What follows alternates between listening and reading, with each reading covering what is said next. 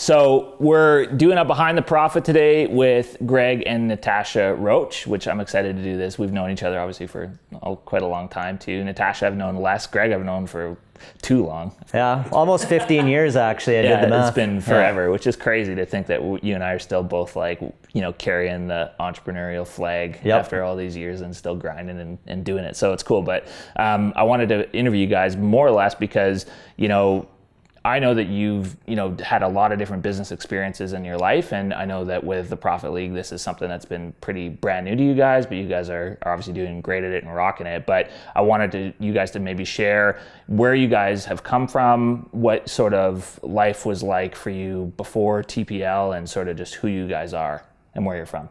Okay. Well, we started up another business called Biometrics Sport Lab almost 5 years ago now.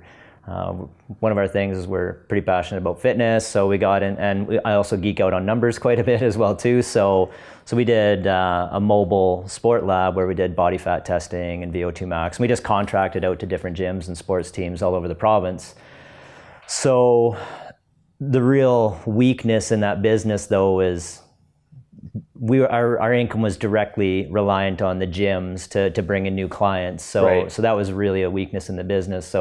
So that was really something that drew us to TPL, because now we can make an impact in our own income with our business for one. Right. But also the technology is changing really rapidly as well too.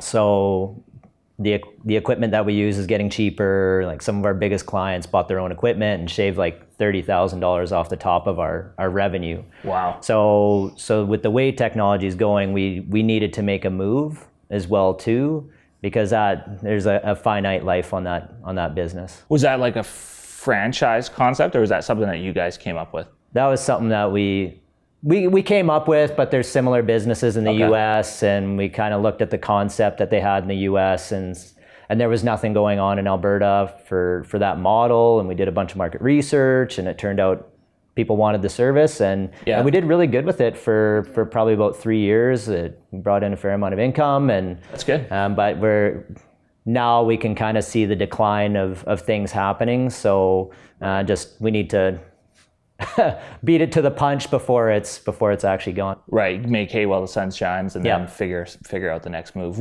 If you don't mind me asking, what do you figure you spent investing in that business in order to get it started up? Oh, $50,000. Wow. Yeah. Okay. So it wasn't a cheap endeavor. It was something you guys put a lot of thought into before kind of going into the business. That's cool. Yeah. Okay. And so where are you guys from? I know where you're from, but maybe for everybody else, maybe tell everybody about what Red Deer is, because Red Deer, Alberta, unless people know Robin Scherbatsky from How I Met Your Mother, people probably have no idea where Red Deer, Alberta is. No.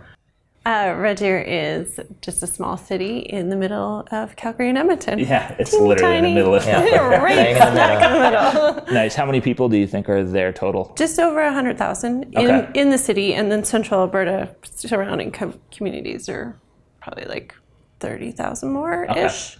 Cool. Yeah, in that ballpark. Yeah. Very cool. Okay. And then I guess outside of the VO2 max sort of body testing business, what other entrepreneurial experiences have you guys had before the Profit League?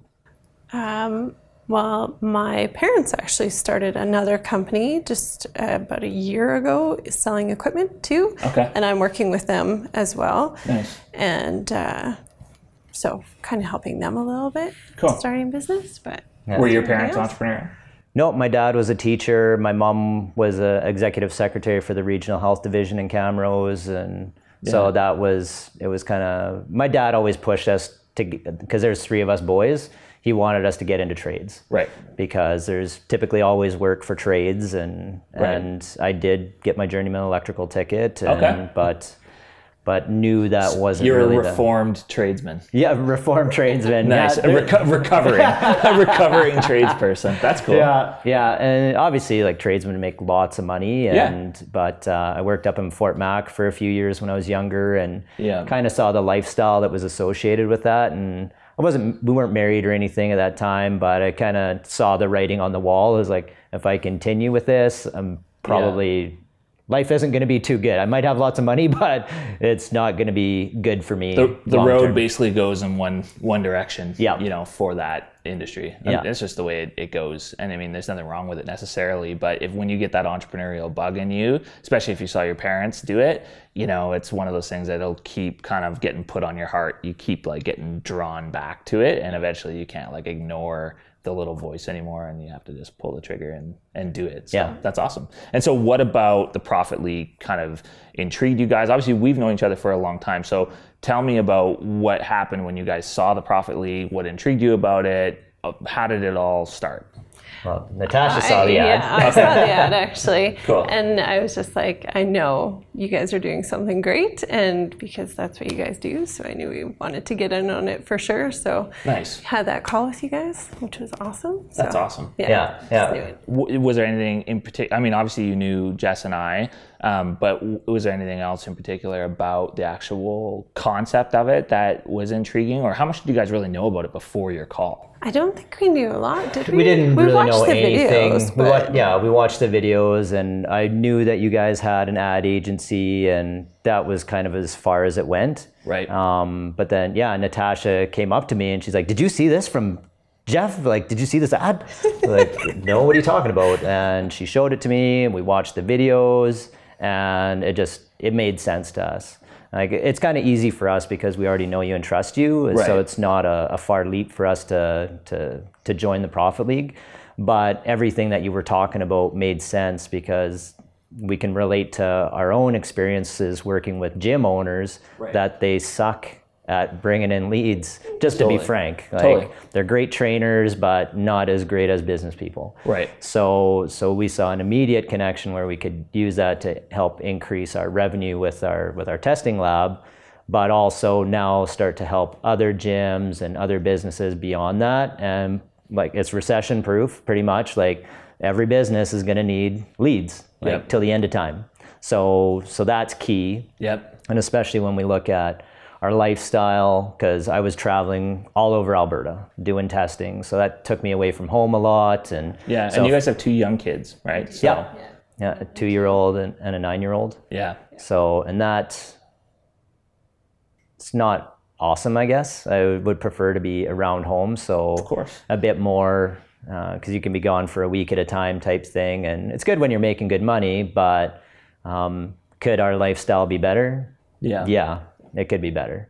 Nice. So especially as we get a bit older and wiser, hopefully. Yeah. You know what? There's some things that money can't buy. Like, you know, Jess and I have worked from home, you know, for as long as we've known each other, for 8 years. We've worked together at home, and there's things about that are like, you know, I would take a pay cut, you know, to be able to stay in the environment, right, and be able to like live life on your own terms. And until people really experience that, they don't necessarily know what that's really worth. But, you know, to have like sort of a pants optional career choice is totally optional. It's fun. Totally optional. It's a fun way to like live your day to day. And a lot of people probably don't even understand it because they haven't seen it. Like their parents didn't work like that. Their friends don't typically work like that. They don't know a lot of people who do it. But it is, it's a game changer. And to be able to make great income on top of that is a whole other, you know, experience too, right? So you guys I know are working towards that point where you can be pretty much 100%, you know, at home with the girls and just do your thing, right? Yeah. Which is going to be awesome. Yeah. Which poses its own challenges when you have a you're gonna get well, not only that, but you're gonna get sick of him. That'll be the first thing, and just be like, oh god, he's in the house all the time now. Well, I have my little office in the basement, so I get tucked away in the dark. It's good to have that though too. It's there's a whole other set of like challenges that come with doing that, but it's worth it, and all those things are overcomable. Absolutely. Well, I know I'm busy downstairs working away, and I can hear Natasha and Amelie, our 2-year-old, her Amelia freaking out. And I'm just like, thank God I'm downstairs. Yeah, exactly. Headphones on. Time to get on a call or work on a campaign or do something. Yeah, exactly. So it's pretty awesome. It's fun. That's awesome. So tell me about where things are at for you guys right now with the Profit League, how your business is going, what's going on in your business, where things are at today. Okay. So when we first started out, we wanted to tie into the fitness industry because we knew it so well and we had lots of contacts. And we ended up getting 3 really quickly.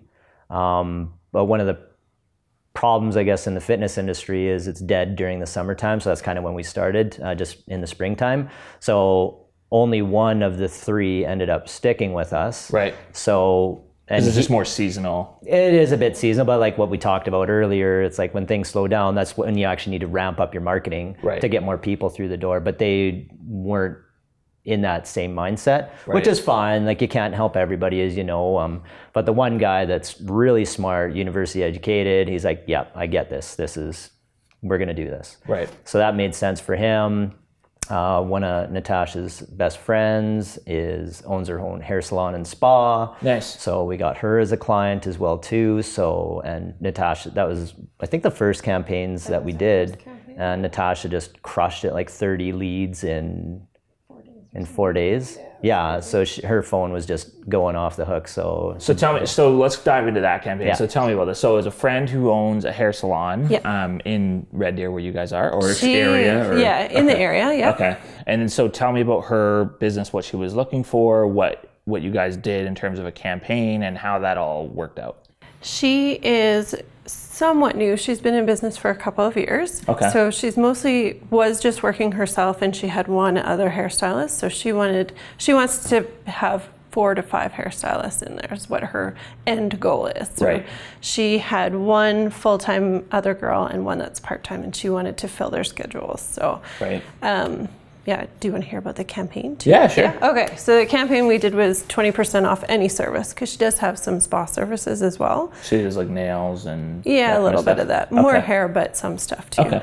And it was for new clients only. So we turned it on, and we actually got 30 new leads in 4 days. That's crazy. Pretty happy about that. No kidding. Yeah. Did she get some people coming in then as new customers? She did. Okay. Yeah. Awesome. And actually on her second campaign, we did something 20% off a cut and color, and we put it for anybody, but she actually had to say that she was getting so much in, she had to block herself out of that campaign and have just for the other 2 new girls. So wow. She got that many leads in a really short time. So that's amazing. She was super happy about it. Yeah. That's really cool. Yeah. That's awesome. And so now she's obviously paid you for that campaign. Oh, yeah. What did she pay to have you guys do that marketing? Because she's my best friend. Yeah, you gave her the best friend deal. Yeah, that's okay. So she's paying $500 a month to us, and then she's paying for her ad spend as well. Nice, but it's $500 a month in your guys' pocket. Yeah, which is great. Yeah. See, and that's the thing. I think with a lot of when you look at building an ad agency, obviously over time you can scale up what that retainer amount is going to be, or what you charge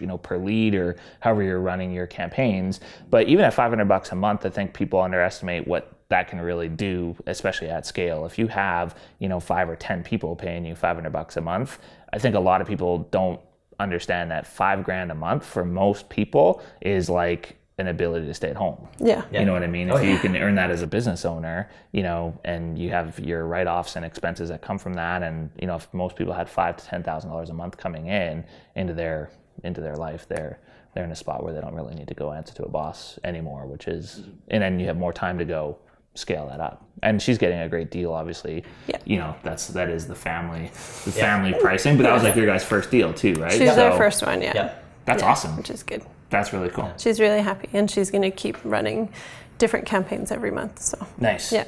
Nice. Good for you guys. That's so cool. Yeah. Thanks. And so what other ones have you guys worked with? Well, one of my best friends as well, he's a mortgage broker in Winnipeg, and we fired up a campaign for him, and we got him like 19 leads in it was like 10 days, 10 2 days weeks. or something like that. And that was really cool from a sense that we did a lot of split testing, and we started learning a lot more about campaign management. Yep. So that was an awesome experience. It was really good. Because now we know exactly what we need to do to deliver results, and like understanding what those numbers actually mean, and split testing different ad copy, different pictures, and the different demographics and interests. So that was for me, I thought that was the most fun campaign to really dial it in, where it's like, Kate, we now know how much it costs to get you a lead on a refinance campaign. Right. Yeah. So that was pretty exciting. And so now we've got it dialed in where we just have, I think, just 2 ads going for him. We know it's 45 to 55-year-olds, men and women in Winnipeg with a certain picture. Yep. And those are the ones that convert the best. And that brings in leads for him. Yeah, that brings in leads for him. So did he have any sort of like lead generation type thing set up before, or what's his experience been with generating leads for as a mortgage broker? He had a hard time bringing in leads because he's not from Winnipeg. His wife's from Winnipeg. Okay. And that's, from what I understand, is Winnipeg is one of those cities that people they don't move to Winnipeg. They kind of stay in Winnipeg. Like people leave Winnipeg, but they don't move to Winnipeg. So it's really cliquey, I guess. Oh, interesting. So, see, I thought it'd be the other way. I thought that you would, if you were born there, you'd want to leave as soon as possible. No. Well, his wife did, but they ended up going back just because she's a doctor. So yeah, it's quite cliquey there. So he was having a hard time getting leads because everybody's already connected with a mortgage broker. Right. So he needed a way to get leads, to get into a new market for himself. And yeah, exactly. So he's been pretty happy with the results that we've been getting him. So yeah, he's paying us $500 a month as well too to run ads for him. That's great. Which is a great, and he was obviously, you say he was your best man. Yeah, he was in my wedding party. He was one of the groomsmen, so yeah, he gets a pretty good deal there too. Yeah. Then that's good, and that's the thing you'll notice with a lot of business owners, especially local business owners that you talk to. Most of them are like technicians, which means that they're fantastic at what their craft is, their trade is, but they have no understanding about marketing or how to actually grow the business. They just start the business as basically a means of not having a boss and being able to do what they're good at. Yep. So your friend who's probably who owns the hair salon, she likely started as just a stylist and was like, I just want to open a salon because I want to be the boss. Yeah. But then they don't understand all these other things that you need to have in place as a local business owner. And it allows people like us to come in and obviously provide the leads and marketing and consulting and help for all them too. So it's a good spot to kind of be in. But it is shocking how little a lot of business owners understand about this world, especially generating leads online. And you don't know that till you go talk to a lot of them, but there's a lot of people to help. So well, it was kind of funny when I initially had my conversation with my friend. He's like, no, he's like, I don't want any part of this. Like, I'm not giving you admin on my Facebook page. Like, I don't even give my wife my password. I was like, okay, fair enough. Like, not pushing you. It's kind of weird, but whatever. Yeah. I'm your best friend. Like, what's the worst that's going to happen?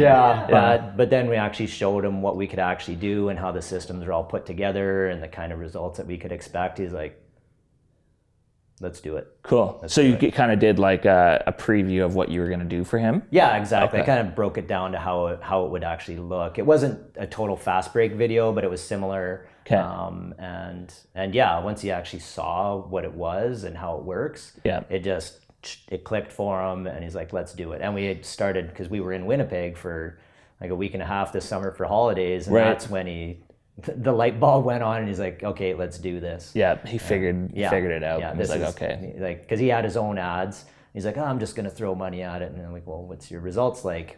Well, I haven't gotten any, actually. I'm like, okay, well, wouldn't you want to try something that could potentially work? Yeah. And then we'll kind of do the comparison. Exactly. And, but yeah, obviously we got there in the end anyways, and he's happy about the results. That's good. Yeah. That's good. And you guys just got another mortgage broker as well that's more local? Yep. So we joined our local BNI chapter, and I did the case study challenge like that we have in the Profit League there. And the mortgage broker came up to me, and she's struggling. She needed leads. Yeah. Her business is actually 50% of what it was 2 years ago. Wow. So just the market's kind of taking a haircut. Yeah, just what the market, how it is today. But she hasn't done anything to take action on the market conditions. Right. So it's just praying that it turns around and gets better. Yeah, it was all referral and cross your fingers. Yeah, exactly. And she had some leads coming in from realtors, but so yeah, we did a 2-week trial campaign. She paid for the ads. We did all the management on it again, and it was kind of interesting because we started with the same campaign that we did in Winnipeg, and it turns out the results were completely different in Red Deer. Right. So we had to kind of go back to scratch and start from beginning and start split testing different images and different demographics. And so we kind of had to do that whole process again. Right. So it was really interesting that what you said before is every market is different. Like what works in one market isn't necessarily going to work in a different market. Right. So that was a great learning experience there, but in the end, she was really happy with the results. We got her 15 leads in 2 weeks, and that's based on a 20% closing rate. She's going to make around $7,500 nice. in her pocket from our campaign. So yeah, we closed around a $90 pay-per lead, which I capped at $1,200 just because we were going to do a 20% discount for our BNI group. And cool. And yeah, she was like, well, that totally makes sense. Yeah. So let's do it. Oh yeah. And how many deals does it take for her to make sense of that $1,200? One. Yeah. I mean, to deliver one deal a month for somebody is, pretty realistic for you guys. You're not going to kill yourself to do that. So that's phenomenal, right? Yeah. And that's solid. I mean, I think that you'll have no problem obviously hitting the 1,200. What do you guys think that your monthly, if you had to guess what your monthly revenue is at this point then, in terms of from the actual ad agency and the clients that you guys have right now? 3,200. That's good. Yeah, so we did have 5 clients, but then one of the other gyms fell off, and that was kind of a learning experience as well too, just because we didn't put them on a contract because they were an agreement because they wanted to take the summer off, and then we lost them that way. Okay. So, but we do have the one CrossFit gym in Calgary that's paying us $1,000 a month retainer. Nice. Yeah. That's great. Yeah. So there's nothing wrong with that, man. That's phenomenal. And $3,200. How long have you guys been in? Like we 4 came months? in on June 11th. Was it June 11th? Or May?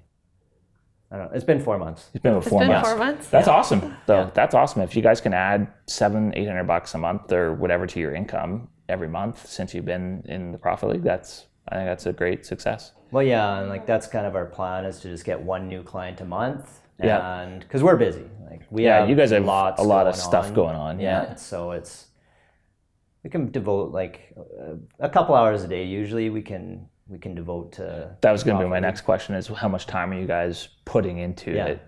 At the start, it's always a hell of a lot more than I think people always plan for, because first of all, I think that whenever you're learning something new, it's like an airplane taking off the runway, right? All the power is at the start, because it's like drinking through a fire hose. You're learning all these new things. You're having to put all this work into it, and then the other side to it is it gets a little addictive too when you start to get some stuff happening.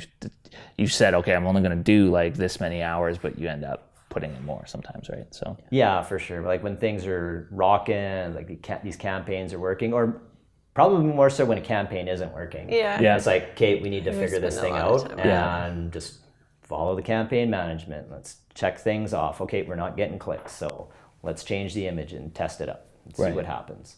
So, and then it worked. Yeah. So. Typically, typically. you're a couple hours a day. I'm a little bit more, but my time is so scattered because the 2-year-old is at home, so my schedule. That's a whole other it's like business. 2 to 4 hours. Yeah. But she messes with the time, but it's okay. Yeah, it's good. That's cool if you guys can still work that in, right? I think that's phenomenal. What are some of your guys' goals with it? Where do you want to take it? What do you see sort of happening with the business? I guess long term, I know a customer a month is obviously fantastic, especially if you're right in around 1,000, or so, give or take. Then that's going to increase your income a lot. Even over 12 months, you guys will be flying high. But what do you guys want to do? Well, yeah, I want to get that one customer a month for sure, and because we're also helping Natasha's dad help grow his business. Like I'm on the road helping him sell a day a week. Plus we have our other business.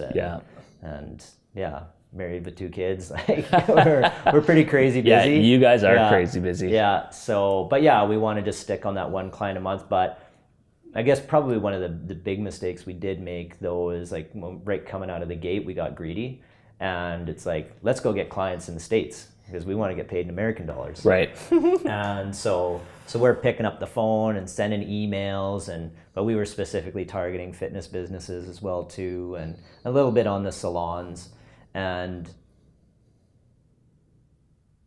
we probably should have just stayed local and like kind of get used to the system, and because we kind of were trying to run before we were walking yet. Yeah. So it was just right up from the crawl to a sprint, and so we reevaluated after probably like 2 or 3 weeks of just straight cold calling and cold emailing, and like we had leads and nothing ever really panned out of any of that stuff, and people lowballing you and stuff like that. So it's like, okay, let's dial it back. Let's get back to the basics and let's focus on our local market. And that's when we got into BNI. So now with BNI, I'm just going to work the room and get as many clients as I can. Well, I was going to say, it sounds like all of your business so far, like at least $3,200 a month has come from like arm's reach type deals, right? So people that you've known or people that you've got to know. Yes. It's awesome. That's how we built our business too. I mean, people always ask like, what do you guys do to build your income?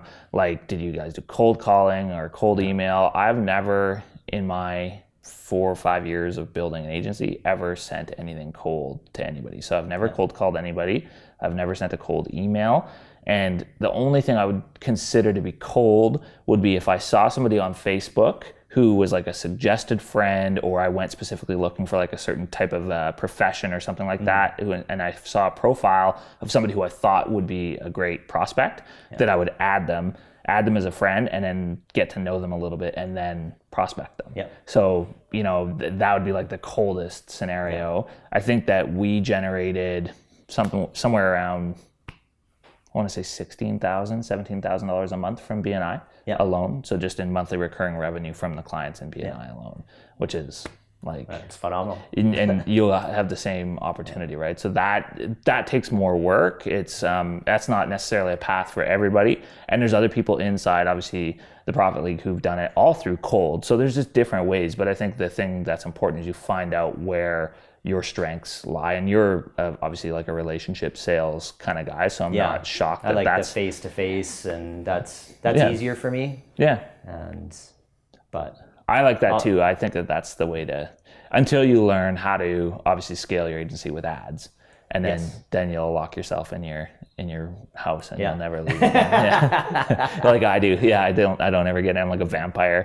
I get zero why you're sunlight. So pasty. That's it. I get zero sunlight. I just stay inside and run ads all day. Right. But yeah, I mean, I think that's a phenomenal way to grow is find what your strength is and then play to that till you get yourself to a point where you can afford to do other things and experiment and try things. I think people try to go, to a path that may not be the easiest way to go, like the same thing you guys did. But the thing that I love about you guys is that you guys found that, okay, this isn't working.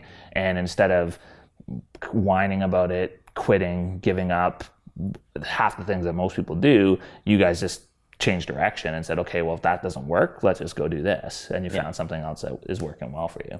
Well, it's not even an option to quit. Like, it's not an option. I'm not going back to work. You're just done. Well, Natasha's been working from home now for a year. Couple of years. No, a year. Yeah, a year summer. now. So we're used to that now. And like, I've been on my own now for 3 years anyways. And so, but now both of us are we're 100% reliant on ourselves. Like that's the only money coming in is from us, and nobody's coming to save us with a bag full of money.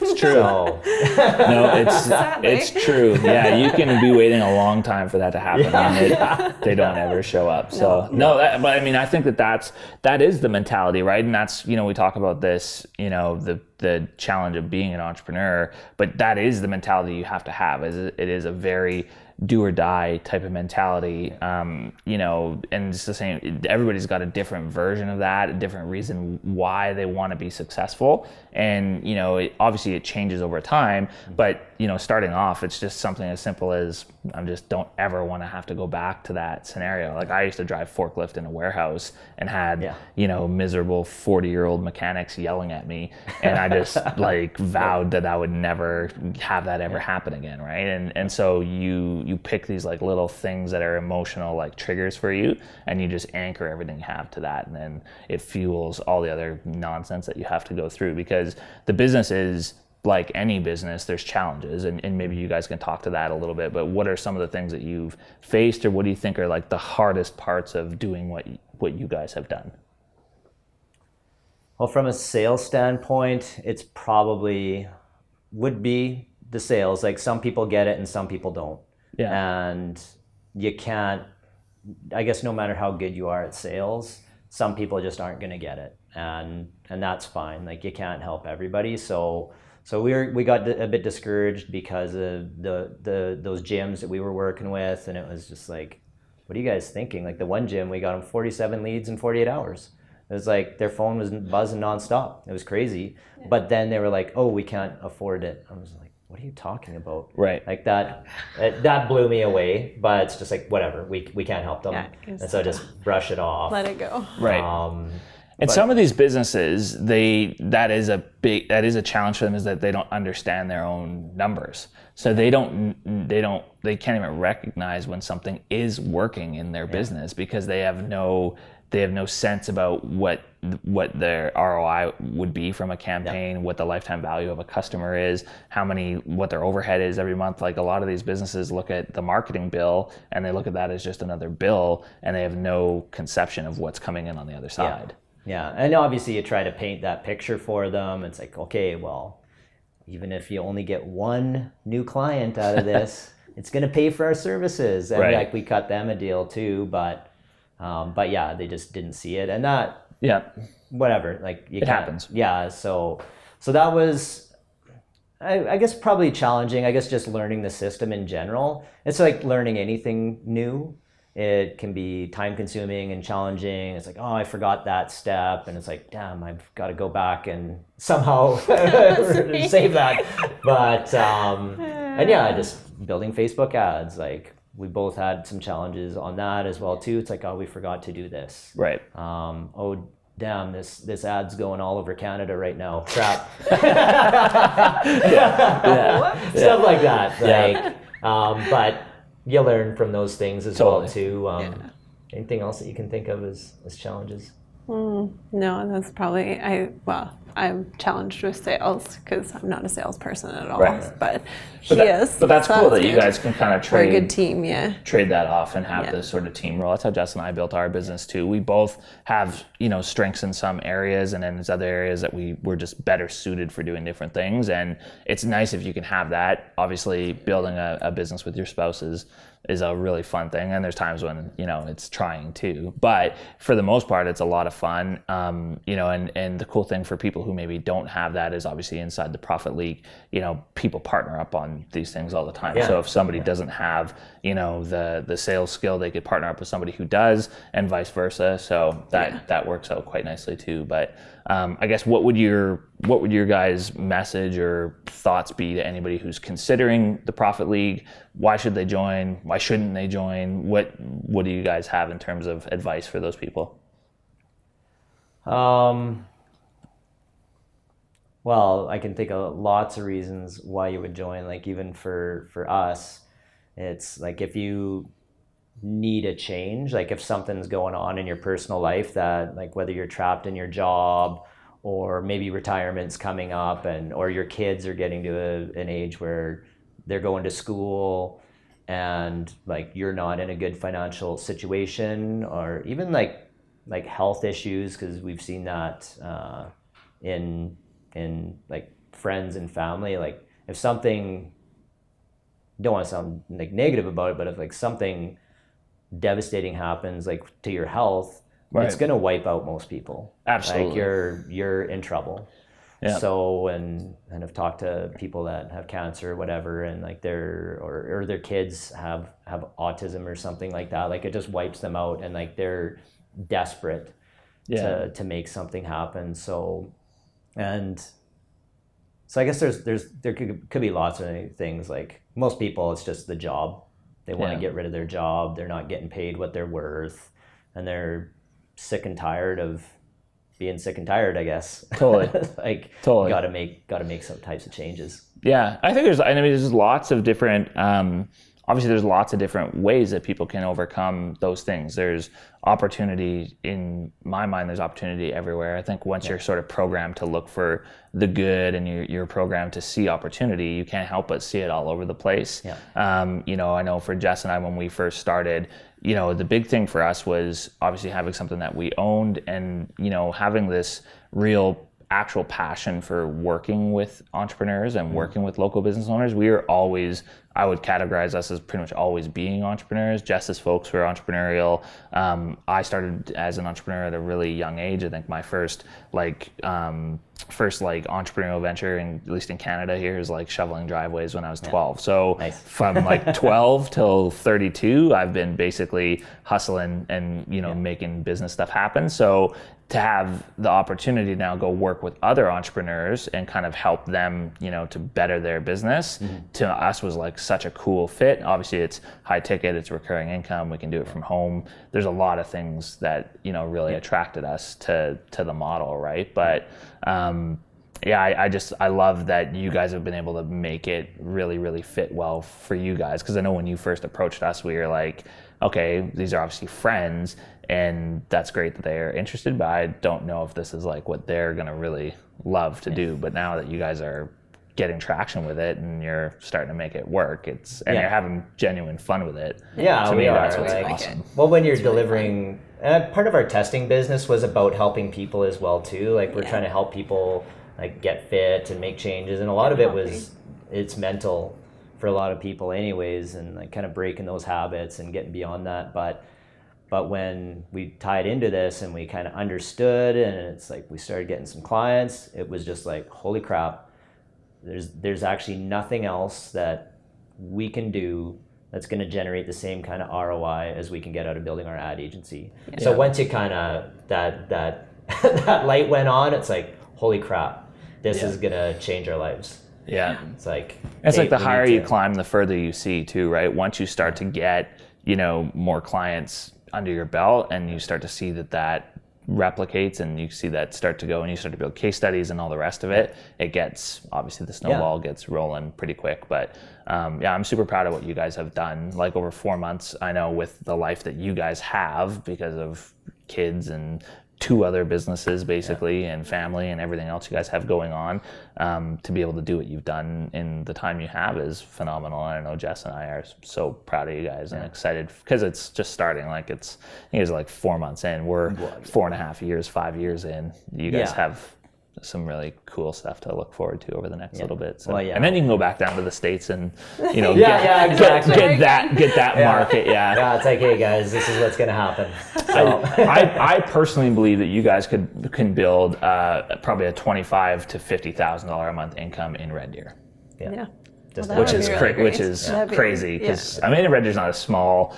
100,000 people is still a decent city, right? Yeah. So, but to think that you can build a really nice ad agency just in that city is pretty phenomenal. Yeah. So That's pretty cool. Yeah. We've had quite a few fist bump moments already. Yeah. So hell yeah, that's awesome. More to come. Yeah. And any closing thoughts before we wrap it up? Anything you want to share with anybody else? Anything in closing that you guys want to talk about? You can go first. Oh goodness. No pressure. No pressure. Maybe just saying like, don't give up on it. Like just keep working it. Even if you get discouraged, or if you have some people that just don't get it or whatever, just keep going. It'll come. It's not, it's only a few people or whatever. Just keep on keeping on. That's awesome. That's good advice. Yeah. And I guess further to that, it's like, just stay focused and trust the process. Like you're probably not going to be making 15 grand a month in a few months. Like it's probably not going to happen. But overnight. Like, for us, it's realistic to focus on 1 client a month. Yeah. And don't get distracted by shiny things because there's all sorts of stuff going on everywhere. Yep. And if you get distracted by that stuff, you're going to end up in the exact same place that you were before, and you're not going to accomplish anything. Yep. So just like when you come into it, just come in with the belief that this is going to work for you fully and completely, or maybe now's not the time. Yeah. So, no, it's true. It's true. And the unfortunate part is the more you get into this world, the more that those shiny objects start to appear, because your marketing mind sort of gets turned on. You're also now, obviously, in Facebook's mind and other networks' minds, you're conditioned for being a buyer, right? So you get to see stuff all over the place. There's nothing wrong with any of those other things necessarily, although there's probably some that there are things wrong with. But, for the most part, where I think people get the most, fall down the most in building a business online or doing anything like this is that distraction. They jump from thing to thing and they never really gain traction, and they're looking for something that's simple and easy versus something that is, proven, and it might take work and some discipline and build a real skill set, but in that work is where the actual juice is. That's like where the good stuff is. And people will do anything they can to avoid it, and they think they're going faster, and unfortunately they end up, eventually you're going to have to face the reality that you need to build a real skill set at some point in time, and that takes work and frustration, but you also get the glory of doing it and then feeling that feeling of nobody can take it away. It's like what you did to become an electrician. Once you have that skill, it's like you own it. You can't, nobody can take that away from you. It's totally true. So it's like just get your hands dirty and dive in and make it happen. I love it. Thanks guys for doing